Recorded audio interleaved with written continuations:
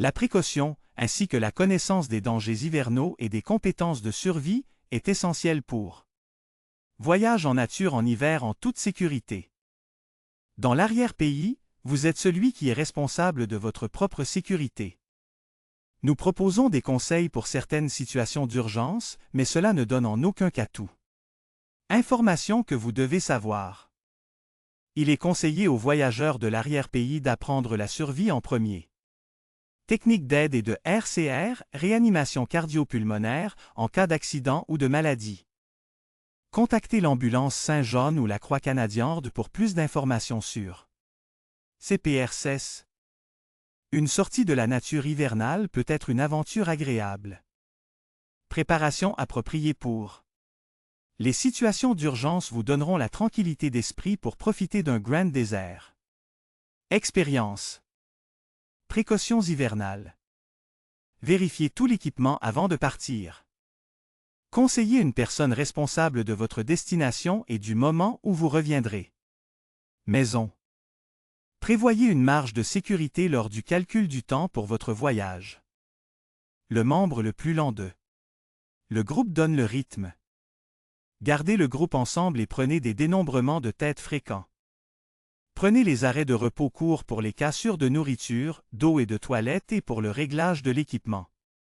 Soyez vigilant des signes de fatigue, d'engelure, de coups de soleil ou d'autres changements dans le physique. Conditions des membres du groupe. Regardez le temps. Abritez si les conditions changent trop rapidement. Transportez un équipement approprié lorsque vous voyagez sur un terrain d'avalanche et sachez comment l'utiliser. Vérifiez les notes de ZT pour la zone que vous souhaitez aller et assurez-vous que vous êtes adéquatement préparé pour le. Classification des terrains sélectionnés. Kit de survie de base. Match imperméable, briquet ou silex jetable. Bougie. Couteau de poche.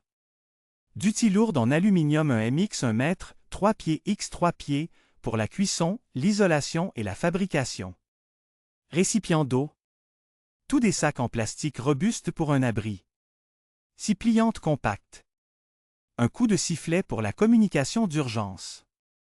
Rouleau de 2 pouces de bande étanche pour les premiers soins, le correctif, la liaison et le lien. Une soupe qui peut être cuite dans son propre râpé en aluminium. 10 mètres ou 30 pieds de cordon de nylon mince. 1 mètre ou 3 pieds de fil électrique qui peut être utilisé pour attacher et fabriquer des poignées pour le papier d'aluminium. Ustensiles de cuisine. Carte non illustrée. Lampe de poche ou lampe principale non illustrée. Pensez, alors agissez. Dans une situation d'urgence, arrêtez-vous et réfléchissez. Ne paniquez pas ou ne deviennent pas désorientés. Conservez votre énergie. Si vous êtes perdu, ne vous promenez pas sans but. Si vous avez un coup de sifflet, soufflez-le périodiquement. 3 explosions signifient l'aide. Écoutez le bruit des personnes qui vous recherchent. Ne vous épuisez pas par des hurlements excités. Montez un arbre à proximité ou un autre point culminant et recherchez des repères. Écoutez les sons de l'autoroute ou d'autres indications de personnes à proximité. Restez au sec. Identifiez clairement votre emplacement avec de grands marqueurs au sol, tels que les membres des arbres, placés dans une mode flèche. Cela permettra aux chercheurs de vous suivre et de vous fournir également un landmark. Au fur et à mesure que vous passez de cette flèche, laissez d'autres marqueurs à intervalles. Abri. Protégez-vous des éléments en préparant un abri bien avant l'obscurité. La construction du refuge prend du temps, de l'énergie et de la visibilité de la lumière du jour. Rappelez-vous, une personne qui est pris dans un temps extrême et trop épuisé pour travailler avec fixement pourrait périr. Avant qu'un abri ne puisse être construit. Travaillez lentement afin d'éviter la transpiration. Les sous-vertes humides doivent être modifiées ou retirées et utilisées comme vêtements d'extérieur une fois qu'ils sont mouillés. Ne construisez jamais à la base des pentes, où la neige peut dériver ou avalanche. Ce simple, l'abri portable pourrait sauver votre vie. Refuge pour corps portable. Un tube en plastique, disponible dans de nombreux points de vente au détail de sport, ou deux grands sacs à ordures peuvent abriter votre corps du froid, du vent et de la pluie. Un tel équipement d'urgence est léger, peu coûteux et compact lorsqu'il est plié. Refuge en arbre. Les grands arbres peuvent avoir des poches sans neige dans leur base qui peuvent être creusées plus loin et utilisées comme abri. Souvent, une zone peut être couvrée dans un journal pour servir d'abri en makéift. Gardez le salon aussi petit que possible. Utilisez des plaques d'écorce, des branches d'arbre ou une bâche pour incluant l'espace abri. Les branches peuvent être utilisées pour isoler la zone terrestre. Les trous peuvent être branchés avec de la mousse, de l'écorce et de la neige. Les abris d'arbres sont de loin les abris les plus rapides et les moins consommateurs d'énergie à construire. Refuge. Les gros rochers peuvent souvent être utilisés comme abris.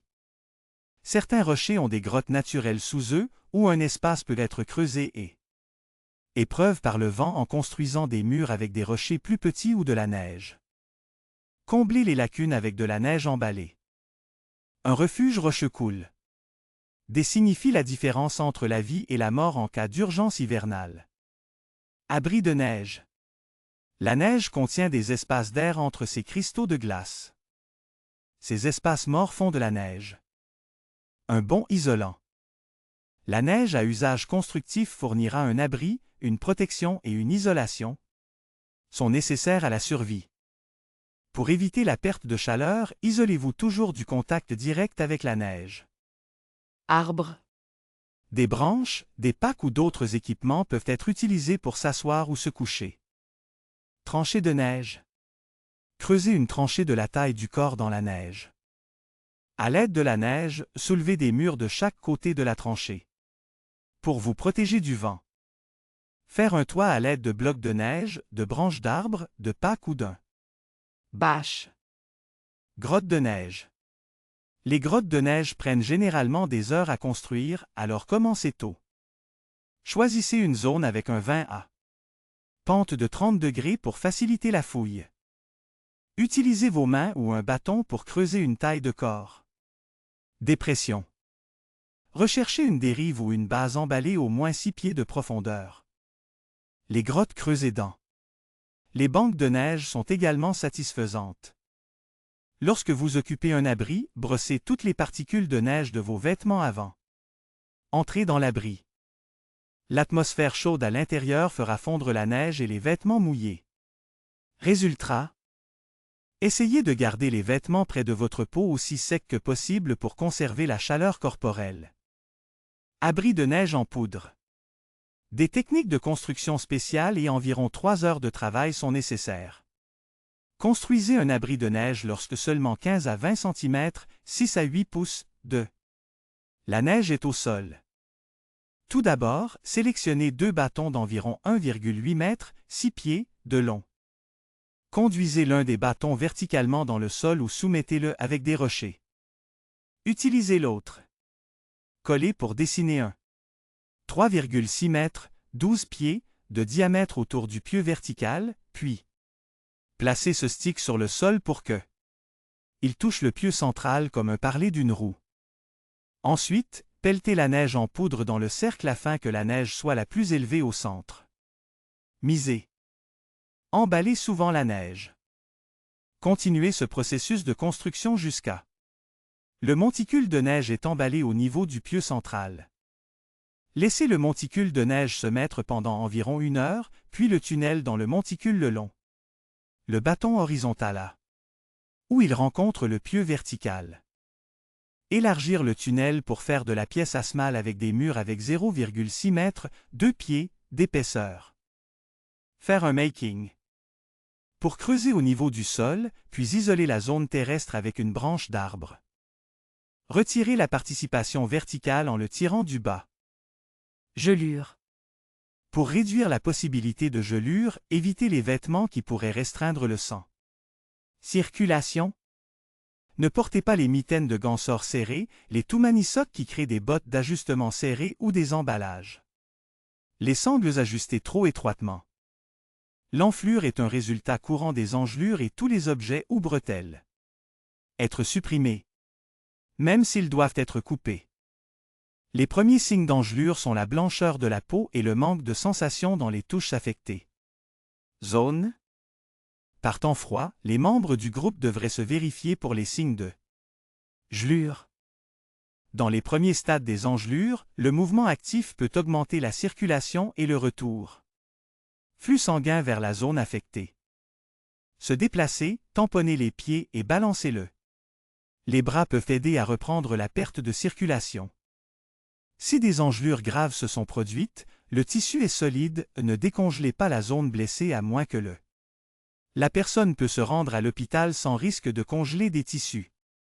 Vous pouvez skier ou marcher. Avec des pieds ou des mains surgelées si nécessaire. Aide pour la victime des engelures. Réchauffez la zone gelée de la victime avec votre corps. Mettez votre main sur la zone ou placez-le. Zone congelée sous vos vêtements ou aisselle. Assurez-vous qu'il n'y a pas de pression sur le zone affectée.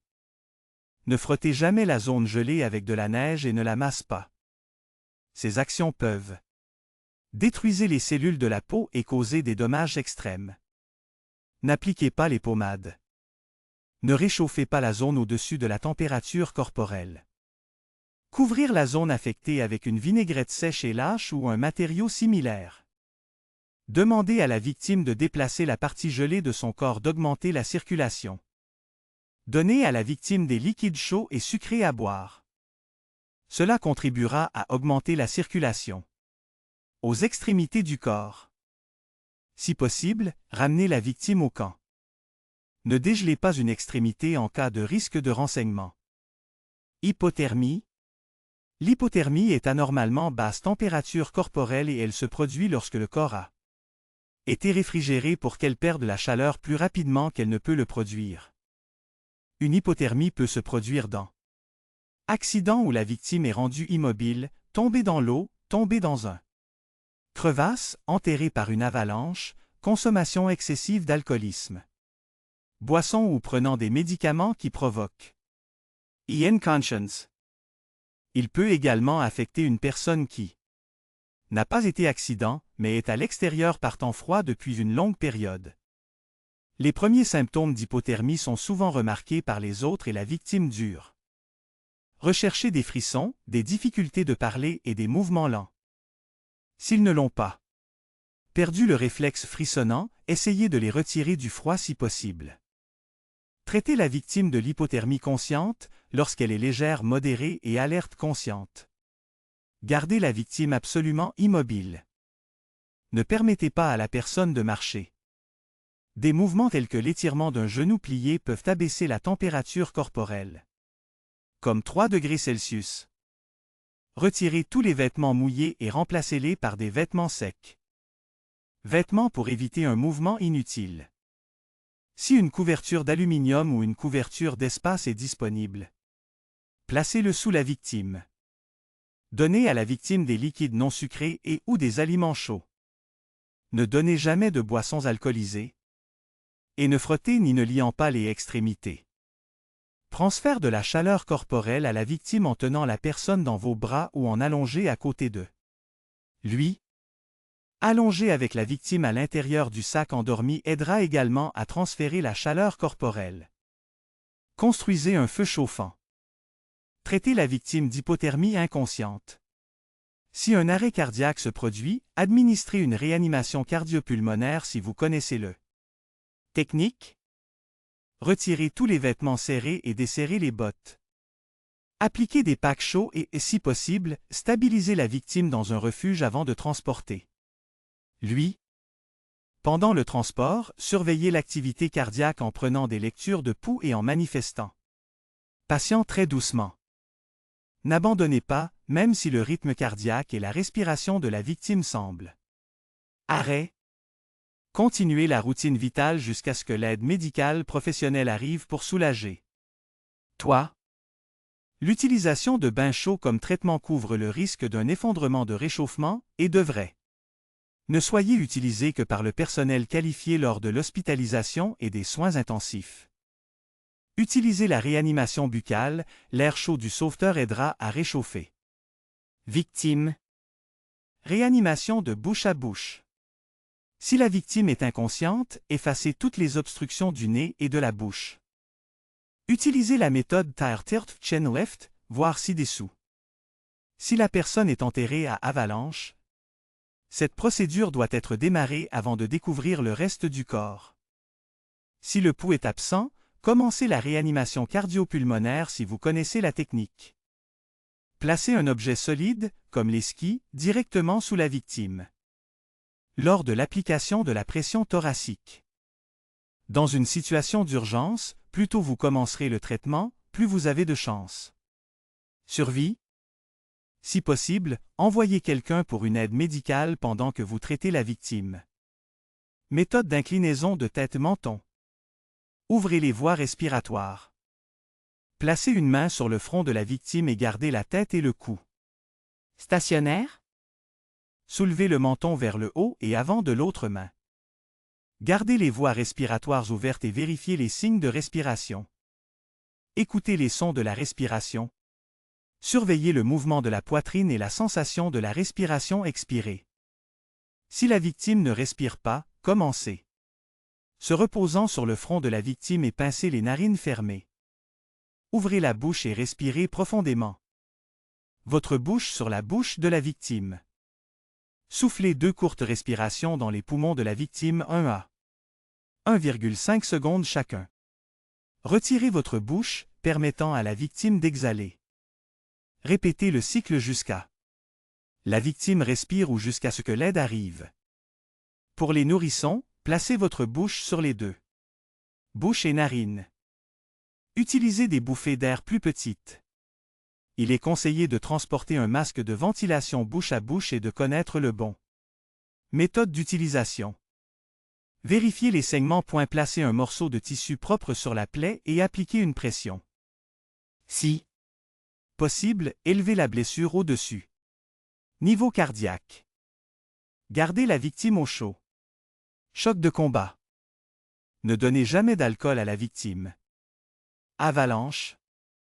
Apprenez à reconnaître et lorsque cela est possible, évitez les pentes d'avalanche. Porteur et use-avalanche béacon. Zone couchée. Voyagez rapidement un à la fois sur les pentes suspectes.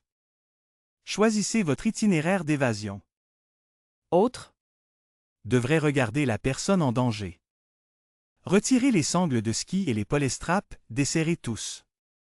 Équipement, mettre les mitaines et la casquette et fixer des vêtements avant de traverser la pente. S'il est pris dans une avalanche, jetez tous les équipements. Essayez de rester au top et de travailler votre chemin.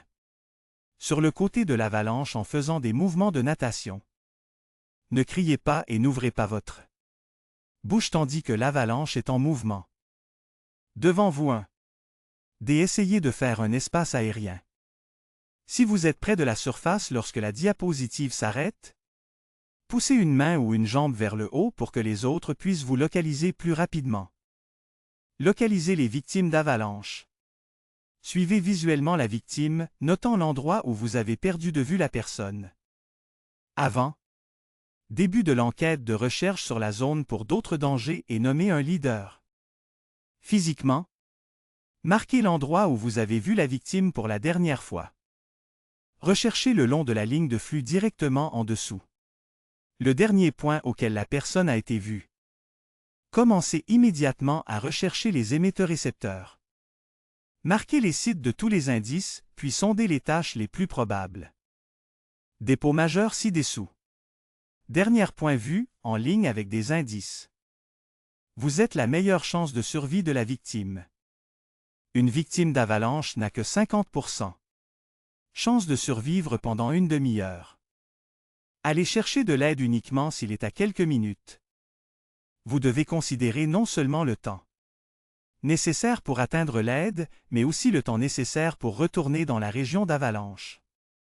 Si vous devez aller chercher de l'aide, marquez l'itinéraire afin qu'une fête de sauvetage puisse la suivre. Retour avec la fête de sauvetage. Pour les conditions d'avalanche à jour, rendez-vous sur www.avalanche.ca et recherchez des liens vers Bulletin d'avalanche.